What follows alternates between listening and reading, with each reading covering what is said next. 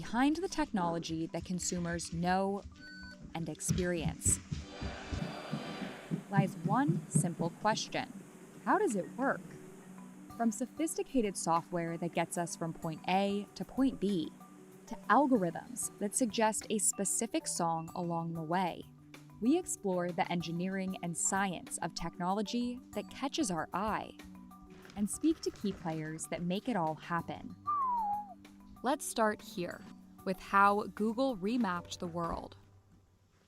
If you need to get somewhere, let's say a new building, put it into Maps and Google gives you a route in seconds.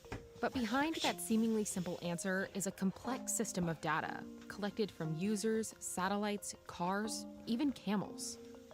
Today, more than 1 billion people use Google Maps every month. And in 17 years, it's evolved from a desktop application to a massive mobile platform that continuously updates information about a location. We have over 150 million people around the world that are contributing information, with 50 million updates a day coming from the community, from the public sector. So think of the map as being alive. But the amount of data it collects has also attracted criticism from privacy experts. Here's how, in Google's quest to remap the world, it had to revolutionize the technology we use to see it. This is the tech behind Google Maps. You can search for a place, like an address, an intersection, almost anything. When it comes to digital mapping, Google wasn't the first on the scene, or even the second. But when Maps launched in the mid-2000s, it had technology many people had never seen before.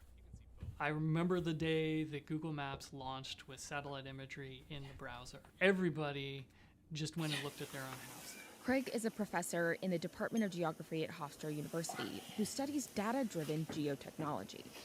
No one had ever seen their own house in satellite imagery, much less in color satellite imagery before. This was a new view on the world. Map's success was partly due to acquisitions it made early on, like Where2 Technologies and Keyhole, that made mapping more accessible to consumers. By buying Keyhole, they got the software that it took to have a easy, ready-to-use satellite imagery viewer on a global scale. Where2 Technologies provided them a much better user interface than was available elsewhere. And by combining those with just the sheer amount of capital at Google allowed them to spend in ways and develop those further that you didn't see before.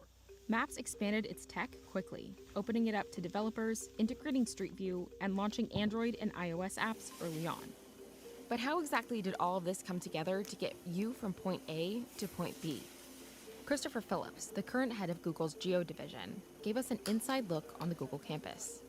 The foundational piece was to have a real-world model, the digital truth of what's going on in the real world, including where streets are. Let's take a look at a real route in San Francisco that Chris walked us through. Let's say I'm in the San Francisco Ferry Building, the farmer's market, and I need to get to San Francisco International Airport.